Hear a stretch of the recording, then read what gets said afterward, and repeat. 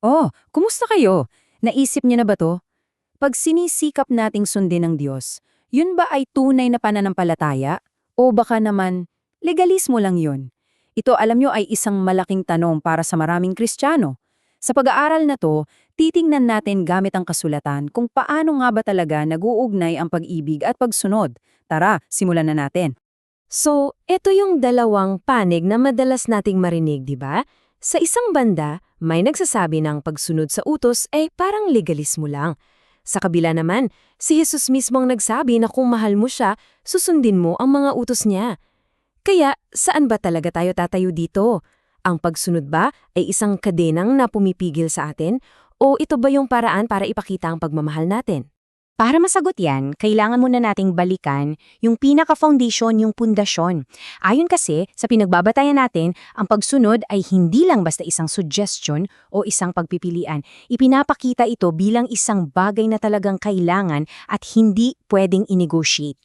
Unang-una, yung basehan natin dito ay yung katotohanan na ang Diyos ay personal at alam niya ang lahat tungkol sa atin. Sabi nga sa Genesis, ikaw ang Diyos na nakakakita.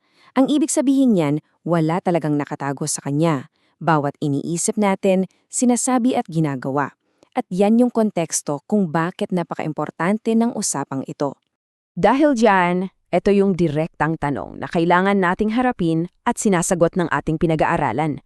Posible bang maligtas ang isang tao at makapasok sa kaharian ng Diyos nang walang pagsunod? At yung sagot, direct ka mismong galing kay Jesus. Sabi niya, hindi raw sapat yung sabi ka lang ng sabi ng Panginoon, Panginoon. Ang pinaka-importante pala ay yung ginagawa mo, yung kalooban ng Ama. So malinaw na malinaw, ang kaligtasan ay para sa mga sumusunod, hindi lang sa mga nagsasabing naniniwala sila. Para mas maintindihan natin to, isipin nyo ang isang magandang comparison. Ang Biblia daw ay parang isang blueprint ng bahay o kaya isang mapa papunta sa isang kaharian. Kung may blueprint ka ng bahay tapos binaliwala mo to, anong mangyayari sa bahay?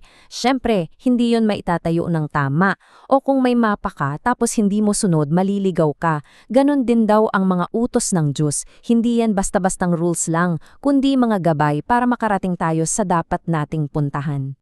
Okay, so pasukin naman natin yung unang parang paradox o yung tila magkasalungat na ideya, yung issue ng pag-ibig laban sa batas. Kasi madalas, naririnig natin, di ba? Di ba't mas importante yung pagmamahal? Kung mahal mo naman ang Diyos sa puso mo, yun na yun. Yung ideya na yung nararamdaman sa loob ang mas mahalaga, hindi yung mga panlabas na gawa. Tingnan natin kung anong sinasabi ng kasulatan tungkol doon. Pero alam nyo, may direktang sagot ang kasulatan dyan.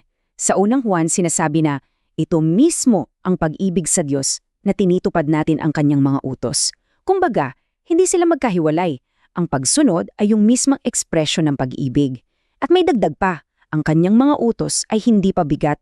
So, ito yung pinakamalakas na punto. Gumagamit ang pinag-aaralan natin ng isang napakalinaw na imahe.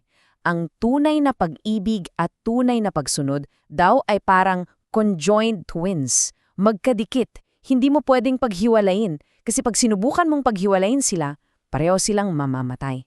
Walang tunay na pag-ibig kung walang pagsunod at walang tunay na pagsunod kung walang pag-ibig. Okay, so kung hindi pala pabigat ang mga utos, bakit parang nakakakulong yung pakiramdam ng iba? Dito na pumapasok yung susunod nating paradox, yung tila banggaan ng kalayaan at ng mga patakaran. Kaya ano ba talaga yung kalayaan sa pananaw ng Kristiyano? Binabago ng ating basehan ang definisyon. Hindi raw ito kalayaan para gawin ang lahat ng gusto mo, kasama na ang magkasala. Sa halip, ito ay kalayaan mula sa pagiging alipin ng kasalanan. Ito yung paglaya mula sa mga bagay na sumisira sa atin. At sinusuportahan yan ng sinasabi sa Roma. Sabi doon, nung pinalaya na tayo mula sa kasalanan, naging mga alipin naman tayo ng katuwiran.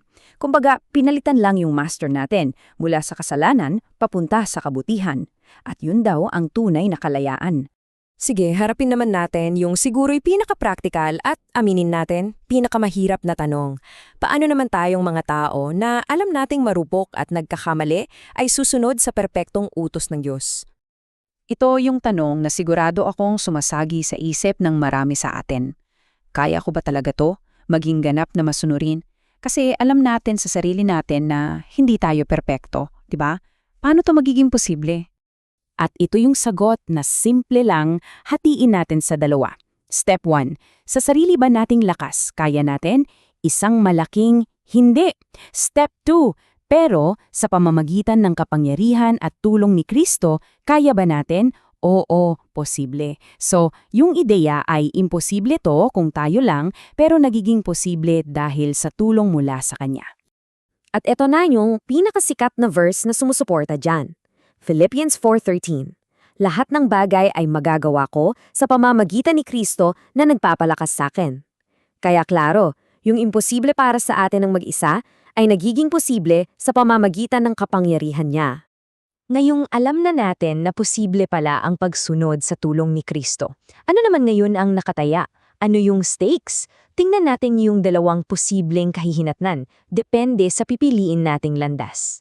So, kitang-kita yung dalawang daan. Sa isang side, andyan ang pagsunod. Ang dulo nito ay buhay at para sa ating kabutihan palagi. Sa kabilang side, andyan ang pagsuway, na ang dulo ay kamatayan. Kasi sabi nga, siya na nagkakasala ay sinasaktan ang kanyang sariling kaluluwa.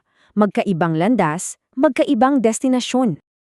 At lahat ng ito, yung mga pinili nating daan, ay hahantong sa isang bagay, ang huling paghuhukom. At dito, ano kaya ang magiging basehan ng pagsusubok? Ito yung isa sa mga pinakaseryosong babala mula mismo kay Jesus. Isipin nyo, may mga gumawa pa ng mga himala sa pangalan niya, pero ang sagot pa rin niya sa kanila, hindi ko kayo kilala. Lumayo kayo sa akin mga gumagawa ng masama. Grabe. Ibig sabihin, ang tinitingnan talaga ay yung pagsunod sa kalooban ng Ama, hindi lang yung mga gawa. Para mas lalang tumatak yan, may isa pang halimbawa. Mula sa lahat ng libu-libong umalis ng Ehipto para pumunta sa lupang pangako, ilan lang ang nakapasok? 2, sina Caleb at Joshua lang. Bakit daw? Dahil sila ay lubos na sumunod sa Panginoon. Hindi partial, kundi buong buo. So, dito tayo magtatapos. Kung ang pagsunod pala ang pinaka-ultimate na pruweba ng pananampalataya, ang tanong na iiwan ko sa inyo at sa sarili ko na rin ay ito. Yung blueprint ng Diyos para sa buhay natin, sinusunod ba natin ng totoo o binabasa lang natin?